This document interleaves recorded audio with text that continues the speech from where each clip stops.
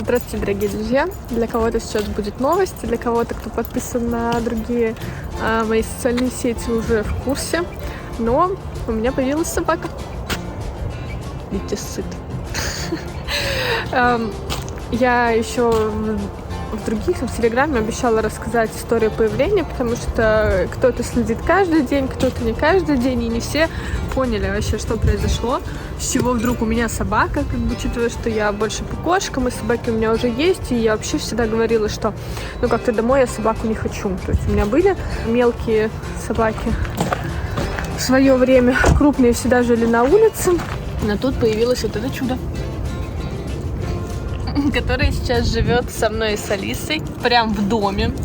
Да, прям в доме. Потому что, не в доме я не представляю, как ему, если честно, жить. Сейчас расскажу историю его появления. Надеюсь, вы порадуетесь за Фроста. Так, и еще между делом хотелось бы рассказать про приобретение очень классной штуки для дома. Я прям очень рада и очень вам советую. Сейчас все покажу. Дальше будет продолжение про Фроста.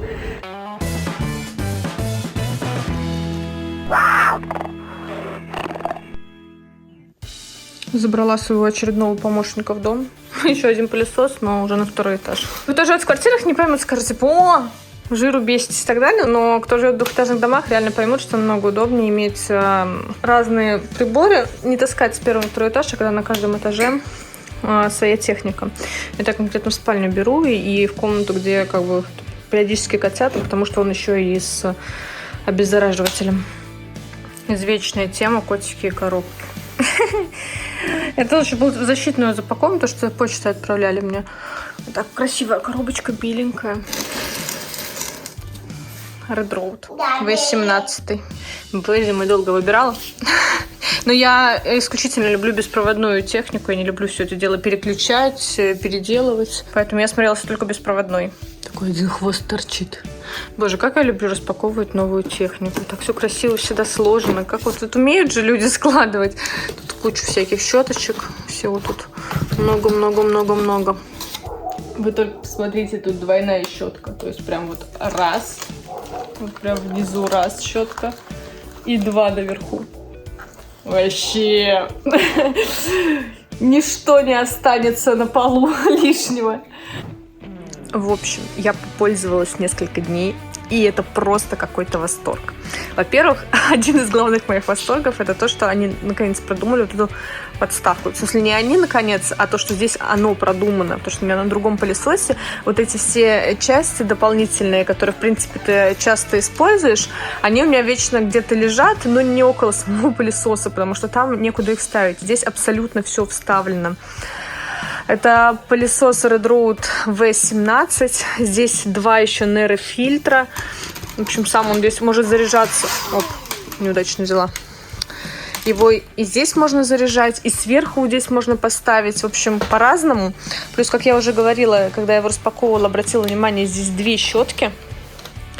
И первая, и вторая. И на самом деле, сравнивая с тем, что у меня уже есть пылесос с одной щеткой на первом этаже, он убирает значительно лучше. И из-за этого еще мощность как бы поднимается. Ну и подсветочка. Здесь, конечно, еще нужно будет убраться, не только сухую уборку сделать, но и влажную. Но вот здесь такая история как бы каждый день. Как я уже сказала, очень много насадок, и из-за такого большого количества насадок удобно даже убирать вот здесь. Сейчас вот буду здесь пылесосить, то есть там, где как бы, во-первых, подсветка везде есть, слышно, он собирает и все. То, где как бы руками особо не залезешь, оно вытягивает все оттуда. Ну и подсветка — это, конечно, отдельная тема. Что, котики, да, за вами убираю, за вами. Я им даже убираю вот этот коврик, который у туалета, то, что они выходят и выносят на лапках наполнитель, но они, конечно, бывает и, как вы сейчас видели, на полу выносят и дальше коврик, они еще и корм разносят. То есть он даже вот здесь убирает определенными щетками, чтобы мне туда его не тащить и не вытряхивать.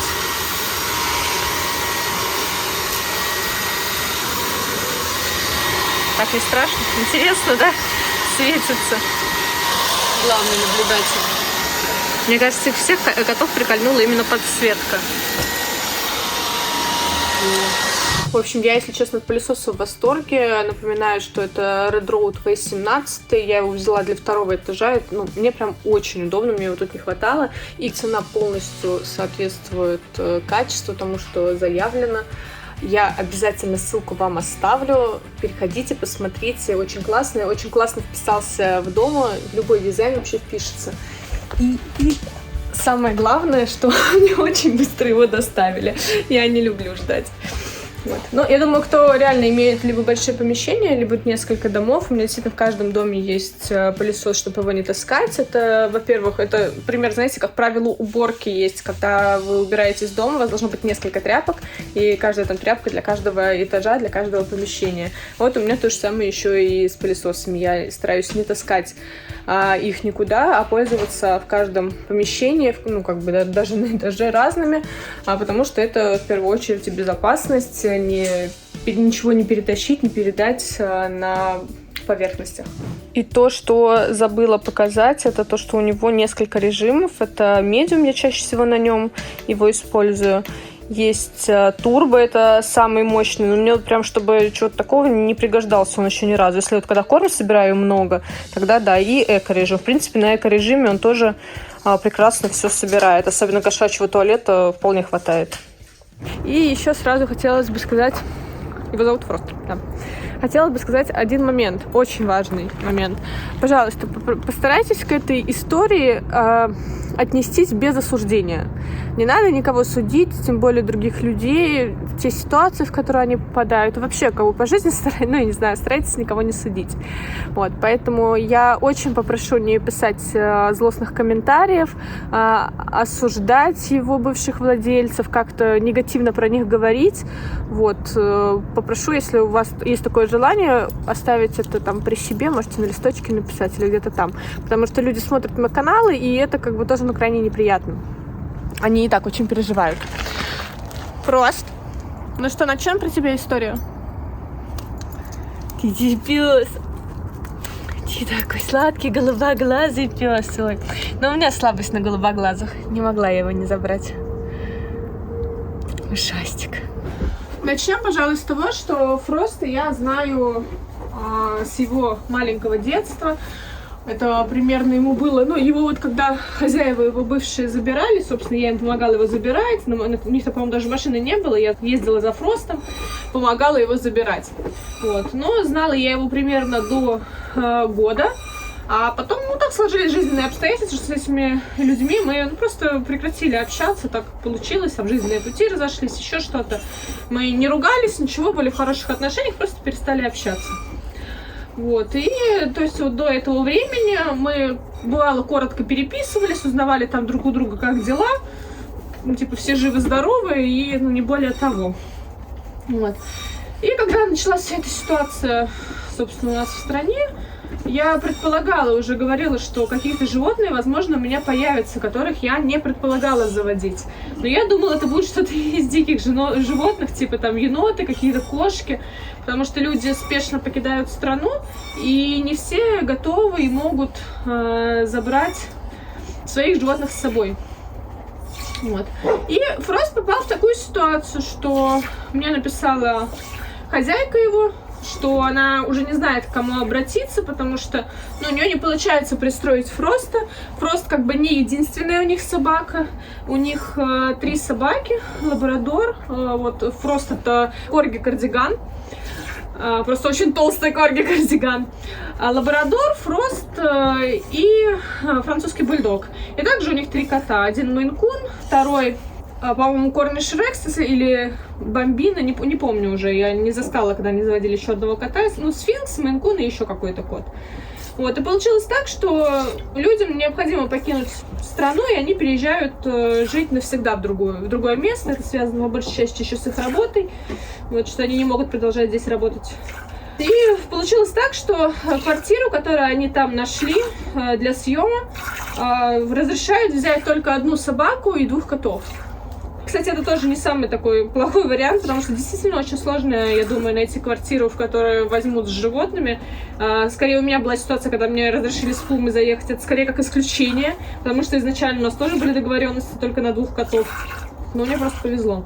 Здесь они переезжают в другую страну с ребенком и забирают с собой собаку, которая самая старшая. Лабрадор, потому что у нее уже есть опухоли, то есть ей нужен определенный уход, это и финансово намного тяжелее, поэтому они, естественно, ее не оставляют, они забирают с собой. Такой собаке найти руки очень сложно, а в приюте, понятное дело, что должного ухода, скорее всего, она получать не будет. Вот, и получилось так, что французы они пристроили тоже к подруге, к друзьям, а Фроста предложили... не предложили, попросили меня взять, как бы, говорят, в вольер к девочкам, что он очень хорошо ладит с девочками, потому что он до этого жил, собственно, там 2 собаки, 2 суки, он им подчиняется, у него с этим все прекрасно. Вот, и попросили меня взять к девочкам в вольер. Я, конечно, сказала, что, пусть приедут, и если они подружатся, то, конечно, я, возьму его, потому что я понимаю, что у людей немножко безвыходная ситуация, и... Не люблю я слово «безвыходная ситуация», но тем не менее у людей такая ситуация, что они вынуждены пристраивать его. Вот, и они приехали. Я, конечно, сразу по его шерсти, по всему поняла, что в вольер его нельзя, потому что он жил все это время в квартире. В квартире уже дали отопление, и он начал линять, соответственно. Вот, поэтому вольер, конечно... Нет, его можно в вольер поселить, но, во-первых, я не уверена, что девочки его будут пускать к себе в будку, потому что они спят вместе. А во-вторых, он не привык к таким погодным условиям. Опять же, влажность выше, чем дома. Вот, он к такому не привык, и это чревато тем, что он может болеть, и дальше, соответственно, его надо будет лечить. Поэтому, естественно, я его забрала в дом. И поначалу, конечно, я думала... Пастух мой, да? Дядь мой сладкий. Поначалу я, конечно, думала, что я постепенно буду его готовить к улице, чтобы он постепенно привыкал к собакам. То есть он днем находится с ними, играется. Сейчас как раз пойдем к собакам, они будут играться. А дальше на ночь буду забирать. Но спустя время я, конечно, поняла, что не готова я его вообще переселять в вольер. Эта собака абсолютно не адаптирована к жизни в вольере, тем более, что он прожил все это время в квартире. Он даже когда... Пойдем к девочкам. Он даже когда гуляет с девчонками, он не сколько с ними гуляет, он может немножко с ними поиграть, а дальше просто сидит и ждет, когда я приду, все время зовет меня, даже дома, то есть он когда остается один, он там поскуливает. Он уже нашел подход к Алисе, учитывая, что Алиса, не знаю, кто внимательно смотрит, я уже говорила, она не очень любит собак из-за их активности, из-за того, что они все время куда-то лезут к ней, ей все это дело не нравится. И, соответственно, Фроста, он тоже поначалу не хотела с ним общаться, но это буквально к вечеру уже... Он жил с котами, видите, как он к котам тянется. Буквально к вечеру Алиса уже начала его сама звать. Фрост, не суй туда уши. Начала его уже звать с собой, в общем, и сейчас каждый раз, когда мы там в садик собираемся или просто куда-то поехать, он начинает скулить, и Алиса на это реагирует и просит его взять с собой. Так что, в принципе, он подружился. Как я уже говорила, он жил с котами, поэтому коты для него не проблема, он их вообще не трогает, он за ними не бегает, не гоняет, а может подойти понюхать их там, или поскулить, что они не хотят с ним играть. Да, малыш? Пойдем к собачкам. Просто ходи. Заходи, красавица. Вот поэтому с собаками я его оставляю буквально там на несколько часов в день, иногда даже и не оставляю, когда дожди. А так он живет со мной, но мне с ним комфортно жить. Хотя для меня это нечто непривычное, когда я просыпаюсь или там прихожу домой, и меня встречает собака. Потому что я, конечно, жила с мелкими собаками, но это совсем другое. Тут прям такая настоящая собака. Это для меня, конечно, очень странно. Но мы привыкаем друг к другу, в принципе. Фрост уже практически перешел на натуралку, потому что он был вообще на сухом корме, но так как живет он с котами, и коты ему натуралку периодически подкидывают, просто реально скидывают со 2-го этажа, приносят ему. Вот, он стал отказываться от сухого корма, поэтому сейчас он так комбинированно питается, но по большей части натуралкой. Так что вот такая у нас история появления Фроста. Прошу любить и жаловать. Да, теперь он с нами. Вообще, судя по тому, как отреагировали все в Телеграме и в Инстаграме, Фрост всем понравился, очень любит корги. Хотя, если честно, я не фанат этой породы, и я бы при других обстоятельствах у меня, наверное, в доме корги не появилось. Да, это красиво, на глаза просто потрясающие. Я люблю немножко другие типы пород, и если бы, наверное, заводила себе, то завела бы что-то типа американского булли или что-то такое. Но и то я как бы не рассматривала варианта пока. Вот. не рассматривала варианты собаки дома. Но жизнь несла свои коррективы. И теперь у меня есть собака, можете меня поздравить. Просто уже 7 лет, он кастрированный мальчик. Вот, что тоже для меня было важно, потому что у меня Мара не стерилизована. Ну и просто не очень, судя по словам его бывших хозяев, просто не очень любит кобелей. Он может на них агриться, он, конечно, не кусает ничего, но может агриться. Вот. А так, вполне себе приятный пес, дома себя ведет как мебель. Нам с ним сейчас предстоит, если кто не следил в самом начале, он даже уже немножко похудел. Нам предстоит большая работа по похудению, потому что худеть ему, конечно, надо, он не должен быть таким кабачком. Даже несмотря на то, что ты корги, и, в принципе, вы кабачочки. Но работа предстоит большая, ничего, потихонечку. Он сейчас уже очень много двигается, почти везде с нами, много гуляет, встает со мной в 6 утра, идет всех кормить. Да, красавец, да. Вообще очень ориентирован, конечно, на человека. Так что вот, новый член нашей семьи. Он у меня на постоянно, даже если у ребят что-то там не сложится или что-то такое, они решат вернуться. Собаку я уже не отдам, потому что, он как бы не игрушка. Стаи постоянно менять ему не очень хорошо. Он и так поменял стаю сейчас на новую. Поэтому Фрост уже с нами до конца наших дней совместных, да?